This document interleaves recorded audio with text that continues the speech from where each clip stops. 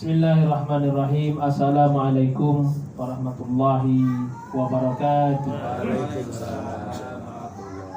Alhamdulillah, assalatu wassalamu ala rasulillah wa ala alihi wa sahbihi wa mawalah wa ba'd. Yang saya hormati ahli bait, Bapak Haji Baris, keluarga, Bapak-bapak, rekan-rekan, sahabat-sahabat, jamaah perwiritan RT 01 RW 16 yang dimuliakan Allah Subhanahu wa taala. Alhamdulillah, selesai kita baca surah Yasin. Mudah-mudahan apa yang kita bacakan pahala dan fadilatnya disampaikan oleh Allah Subhanahu wa taala kepada almarhum dan almarhumah keluarga daripada ahli bait. Malam hari ini saya ingin menyampaikan sebuah hadis yang datang daripada sahabat Nabi sallallahu alaihi wasallam, namanya Abu Zar.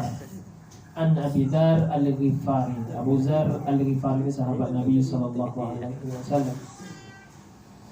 Bahwasanya Nabi sallallahu alaihi wasallam bersabda, tabassumuka fi wajhi akhika laka sadaqah. Rawahu Muslim. Hadis ini singkat, padat, tapi memiliki makna yang luar biasa. Tabassumuka fi wajhi akhika laka sadaqah. Senyummu kepada saudaramu, saudara muslim maksudnya, laka sadaqah, maka bagimu adalah sama nilainya dengan pahala sedekah.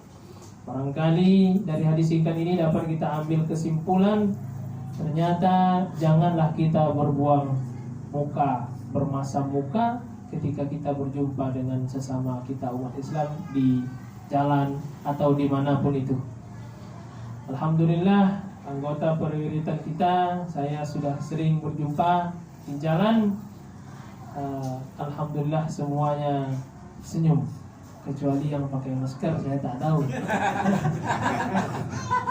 Buka semuanya. Kalau di jalan jumpa Pak Samiran senyum. Jadi senyum itu tak serta-merta harus seperti ini, tidak. Tapi nampak gigi, menegur pun itu ternyata sudah masuk bagian daripada senyum itu sendiri. Tapi kalau yang pakai masker harap maklum, mungkin dengan anggukan itu juga mengganti senyum. Jadi luar biasa. Jadi mari kita aplikasikan, kita amalkan dalam kehidupan kita. Jumpa orang, kalaupun tak negur, paling tidak senyum. Ternyata senyum itu bernilai, nilainya adalah nilai sedekah. Jadi ada orang yang bersedekah dengan harta, kita tak punya. Nah, kita anggaplah, katakanlah ya, belum panen atau apa ya, semua kita pernah merasakan kesulitan-kesulitan. Mungkin pernah juga merasakan tak ada duit itu untuk bersedekah. Tapi ternyata Allah berikan jalan lain untuk kita bersedekah selain bersedekah dengan harta, itu sedekah dengan senyum. Jadi itulah indahnya kita menjadi umat Nabi Muhammad ini, Pak. Umat Nabi Muhammad itu umurnya pendek-pendek, tapi satu amalannya pahalanya banyak. Ini baru saja Pak Yono pulang dari Mekah, Pak ya, umrah, mudah-mudahan umrahnya diterima Allah Subhanahu wa taala. Amin. Kenapa begitu? Kelebihan umat Nabi Muhammad ini yang Nabi Ibrahim sendiri.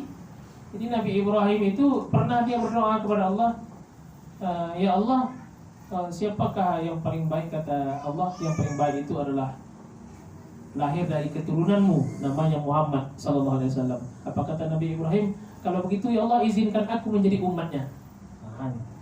Oh, tidak bisa, kata Allah. Tapi dia akan lahir dari garis keturunanmu, Nabi Ibrahim alaihissalam. Tapi karena permintaan Ibrahim ini tadi, lalu Allah berjanji, dan namamu akan aku dempetkan dengan nama dia nanti. Senang Nabi Ibrahim, barulah dia tidak minta dijadikan umat lagi. Makanya dalam sholat kita, Pak, asyhadu alla ilaha illallah, asyhadu Allahumma shalli ala sayyidina Muhammad wa ala ali sayyidina kama shallaita ala sayyidina Ibrahim. Nama Ibrahim. Nabi Adam pun ketika dia sendiri di surga, ketika menengok sebelah kanannya ada perempuan bernama Hawa, lalu dia ingin memeluknya, mendekapnya dan segala macam, Allah larang. Jangan, itu belum sah, belum jadi istrimu. Jadi bagaimana supaya saya memegangnya menjadi sah? Allah, engkau harus membayar mahar. Akad dulu. Maharnya apa? Maharnya adalah mengucapkan asyhadu alla ilaha illallah wa asyhadu anna Muhammadar Rasulullah. Penasaran dia, bertanya dia, ya Allah, siapa Muhammad ini? Kenapa mahar saya asyhadu alla ilaha illallah, asyhadu anna Muhammadar Rasulullah, sementara saya tak kenal siapa itu Muhammad. Muhammad itu adalah khatamul anbiya wal mursalin, penutup para nabi. Lalu kelebihan umat Nabi Muhammad ini itu tadi, senyum aja sudah bernilai sedekah. Senyum kita sudah bernilai sedekah. Haji, umroh sekali saja bapak-bapak berangkat haji, umroh, sholat di Masjidil Haram, kata Nabi SAW, siapa yang sholat di masjidku, Masjid Nabawi, itu pahalanya bi alfin sholatin fi ma siwah, lebih baik 1000 kali sholat di masjid lain di seluruh dunia. Jadi sekali sholat di Masjid Nabawi pahalanya 1000. 1000 itu sama dengan apa? Itu sudah dikalkulasi oleh para ulama kita. Sekali saja Bang Ijaz sholat di Masjid Nabawi, katakanlah sholat asar berjamaah, maka pahala dia sama dengan sholat 5 waktu di Indonesia 2,9 tahun. 2,9 tahun dia sholat 5 waktu di Indonesia, itu baru bisa menyamai satu pahala sekali sholat di Masjid Nabawi.